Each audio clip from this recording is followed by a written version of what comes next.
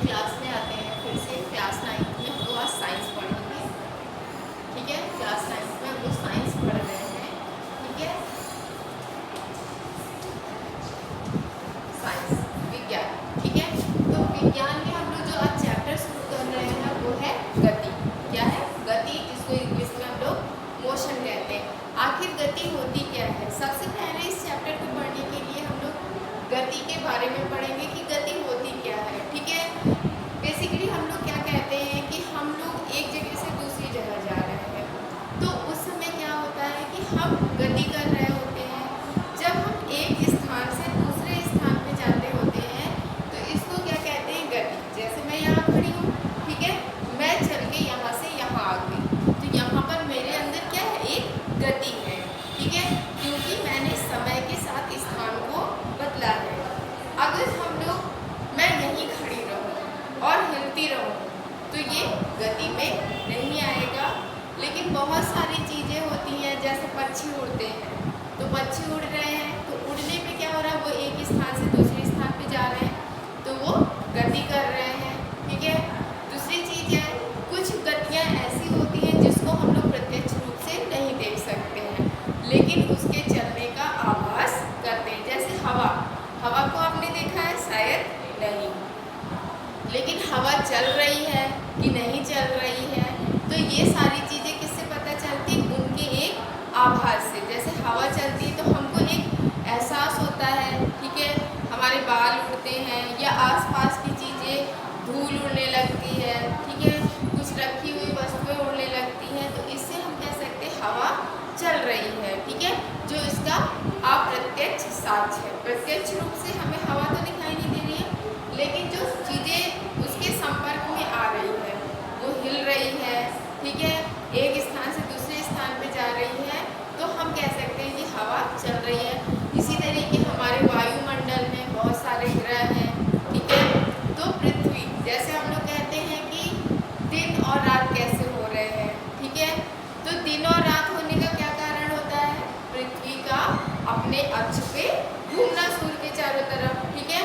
इस कारण से तो क्या होता है? मौसम परिवर्तित होता है। लेकिन जो पृथ्वी होती है जब अपने अक्ष पर एक गोल रूप में ऐसे घूमती है, अपने ही साइड में रोटेट करती है अपने अक्ष पे, तो उससे क्या होता है? दिन और रात होता है। लेकिन हम लोगों को इस चीज़ का आभास नहीं होता है, क्योंकि पृथ्वी के सापेक्ष हम लोग क्या है? स्थिर है। पृथ्वी तो रोटेट कर रही है लेकिन हम लोग स्थिर हैं, ठीक है। तो इस तरीके से कुछ गति क्या होती है? प्रत्यक्ष होती है और कुछ अप्रत्यक्ष। आप लोगों ने बस में या ट्रेन में कभी जर्नी की होगी, कभी यात्रा की होगी, तो आप लोग जब खिड़की से बाहर देखते हैं तो क्या होता है? क्या एहसास होता है आपको कि जो पेड़ पौधे हैं वो बहुत तेज़ी से, वहाँ पर जो भी चीज़ें, वस्तुएं, घर, जो भी बाहर चीज़ें दिखाई देती, वो बहुत तेज़ी से पीछे की ओर चलती हुई हमें महसूस होती हैं। ऐसा लगता है हम तो स्थिर हैं, लेकिन ये सारी चीज़ें बहुत तेज़ी से पीछे की ओर जा रही हैं, जबकि ऐसा नहीं होता है। स्थिर बाहर की वस्तुएं हैं, गतिमान कौन हो रहा है? हम हैं, जो कि बस के साथ, ठीक है।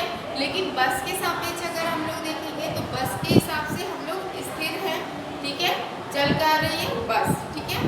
तो इस तरीके गतियाँ जो होती हैं बहुत सारी प्रकार की होती है, कुछ प्रत्यक्ष होती है, कुछ प्रत्यक्ष।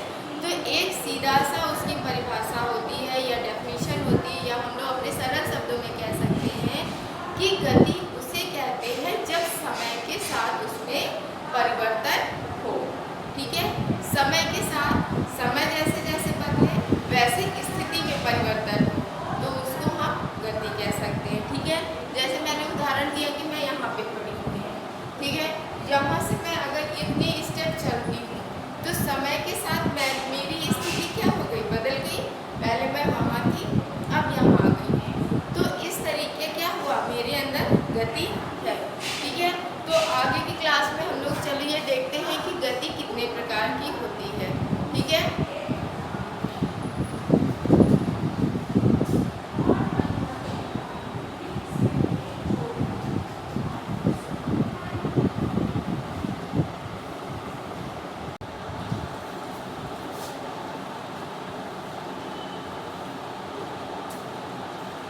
यहाँ पे हम लोग देख रहे हैं गति के प्रकार।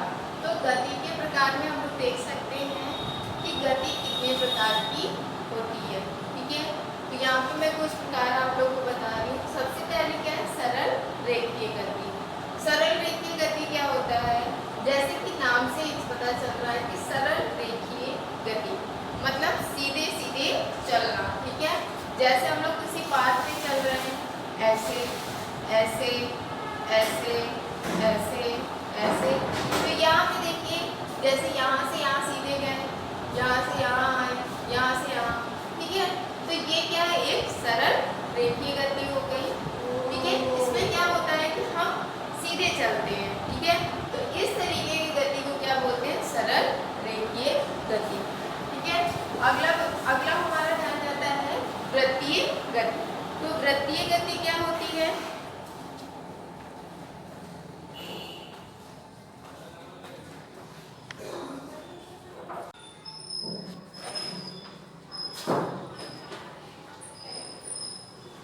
वृत्तीय गति में जो होता है कि हम किसी वृत्तीय पथ पर, ठीक है, जैसे ये एक गोला हो गया, तो इस वृत्तीय पथ पर घूमते रहें। ठीक है, ये वृत्त हो गया, इस वृत्त पर यहाँ घूमते रहें, ऐसी गति को वृत्तीय गति कहते हैं। ठीक है, घूर्णन गति क्या होती है, जैसे आप लोगों ने घर में दरवाजा देखा होगा, तो दरवाजा क्या होता है, एक फिक्स पॉइंट। ठीक है, एक फिक्स पॉइंट के इधर उधर घूमता रहता है। जैसे ये आपका दरवाजा हो गया, ठीक है, तो ये ऐसे घूमना, तो ये क्या है, एक घूर्णन गति हो गई। हम लोगों का जो हैंड है वो भी एक ही मोशन में रोटेट होता है उसी बिंदु के आसपास। ठीक है, तो ये क्या हो गया बच्चों, घूर्णन गति हो गई। अगला क्या है हमारा, आवर्ती गति। आवर्ती गति क्या होती है, जिस गति को हम लोग बार बार दोहराते हैं वो हमारी आवर्ती गति होती है। जैसे आप लोग घड़ी देख लीजिए। ठीक है, घड़ी में क्या होता है, जैसे ये सुई है हमारी, ठीक है, तो ये सुई जो है यहाँ से लेके यहाँ तक, ठीक है, यहाँ तक आने में अगर घंटे की सुई है तो 12 घंटे लेती है। ठीक है, तो जब भी ये यहाँ से आएगी, इसी पाथ पर घूमेगी, तो वो हर 12 घंटे बाद अपने मार्ग पर वापस आएगी। तो ये एक वृत्तीय गति हो गई। जैसे हम लोग घड़ी का पेंडुलम ले लें, तो वो जो पेंडुलम होता है क्या होता है, एक बार इधर जाता है एक बार इधर, वो अपने ही पाथ पर अपनी गति को क्या करता रहता है, दोहराता रहता है। तो ये हो गया आवर्ती गति। तो अब हम लोग का जो टॉपिक है इस समय हमारे चैप्टर में वो वृत्तीय सरल रेखीय गति पर है। तो हम लोग चलिए इसका विस्तार रूप से पढ़ते हैं, जिसमें हम लोग ग्राफीय गति पढ़ेंगे, वेग पढ़ेंगे, आवेग पढ़ेंगे। तो आइए हम लोग अपना टॉपिक शुरू करते हैं, सरल रेखीय गति।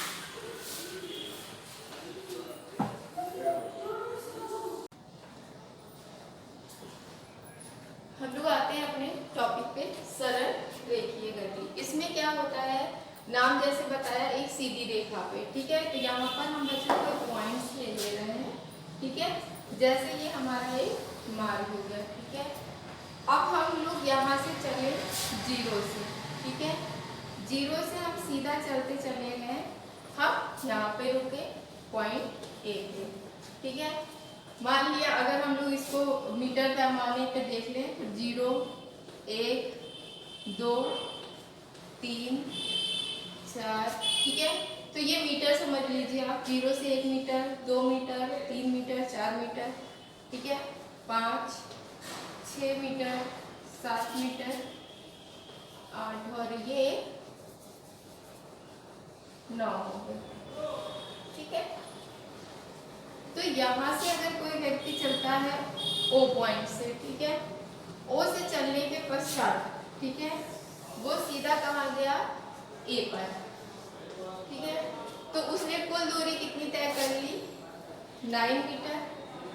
ठीक है, या 9 किलोमीटर, जो भी आप लोग मानिए, चाहे मीटर में मानिए। चलिए मैं यहाँ से यहाँ तक की दूरी को 1 किलोमीटर मानती हूँ। ठीक है, तो यहाँ से यहाँ तक की दूरी भी 1 किलोमीटर हो गई।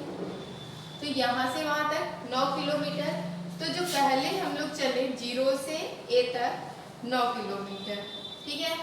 उसके पश्चात हम लोग यहाँ से रिटर्न हुए, हम लोग आए यहाँ पर, यहाँ B बिंदु मान लीजिए, ठीक है। तो ये देखिए कि अब आप यहाँ से जब वापस आ रहे हैं तो कितने किलोमीटर चले, 1 2 3 4, कितने किलोमीटर हो गया, 4 किलोमीटर, ठीक है। B के बाद फिर से हम लोग चलना शुरू करते हैं और अब हम लोग आ गए हैं C पे। तो C पर हम कितना चले, यहाँ से 1 2, कितने किमी, 2 किलोमीटर। अगर यहाँ पर हमसे पूछा जाए कि कितनी दूरी आपने तय की, तो यहाँ पर हम लोग दो चीज सीखेंगे, एक दूरी और दूसरा विस्थापन। क्या सीखेंगे, दूरी और दूसरा क्या है, विस्थापन, ठीक है। तो दूरी क्या हो गई, जो दूरी हम चलते हैं, जैसे पहले हम लोग चले 0 से A, ठीक है। तो ओ हम लोग OA, ये दूरी हमने तय की। उसके बाद क्या है, हमने A से B है तो AB, और फिर B से C आए तो BC, ठीक है। तो अगर हम इसको ऐड करते हैं तो ये 9, और फिर AB कितना है हमारा 4, और यहाँ पे 2, तो कितना हो गया, 9 4 13 14 15। तो कुल दूरी हमने कितनी तय की, दूरी जो हमारी तय हुई है वो 15 किलोमीटर हो गई, ठीक है। तो दूरी क्या होती है, जितना समय के साथ हम लोग जितनी डिस्टेंस तय कर रहे हैं। यहाँ पर देखिए दिशा का कोई मतलब नहीं है, तो दूरी जो हो गई कुल चली हुई डिस्टेंस हो गई कि हम जब चलना स्टार्ट किए तो हम कितनी दूरी तक चले। और ये कैसी राशि हो गई, अदिश। अदिश मतलब इसमें दिशा का कोई भी रोल नहीं है, तो दूरी क्या हो गई हमारी, एक अदिश राशि हो गई।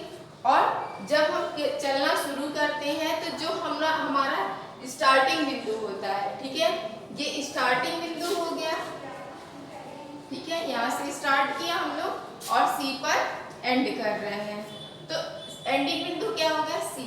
तो दूरी क्या होती है, स्टार्ट बिंदु से एंड बिंदु तक की जितनी दूरी हमने तय की है वो टोटल डिस्टेंस दूरी हो जाती है, ठीक है, जितना चला। दूसरा टॉपिक आता है विस्थापन, ठीक है। तो विस्थापन क्या होता है, विस्थापन जो होता है, हम जो हमारा स्टार्ट बिंदु है और जो हमारा एंड बिंदु है, ठीक है, हमने कितनी दूरी तय की है, कितना चले हैं, उससे हमारा मतलब नहीं है। बस सीधा सीधा जो हमारा स्टार्ट पॉइंट है और जो एंड पॉइंट है, तो स्टार्ट और एंड पॉइंट के बीच की दूरी को क्या बोलते हैं, विस्थापन। तो हमारा विस्थापन कितना है, OC। तो OC कितना है, देखिए यहाँ से चले थे और यहाँ आके रुक गए, तो हमारा विस्थापन क्या हो गया, 1 2 3 और विस्थापन कैसी राशि हो गई, सदिश राशि। कैसी राशि हो गई, सदिश, क्योंकि इसमें परिमाण, ठीक है, परिमाण के साथ साथ दिशा भी महत्वपूर्ण होता है, जबकि दूरी में परिमाण के साथ साथ दिशा की कोई आवश्यकता नहीं होती, केवल परिमाण जरूरी होता है। तो यहाँ पे सरल रेखीय गति में दूरी और विस्थापन दोनों चीजें होती हैं।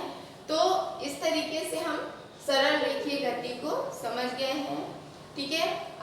अगले टॉपिक में हम लोग पढ़ेंगे कि एक समान गति क्या होती है और असमान गति और उनका ग्राफीय निरूपण।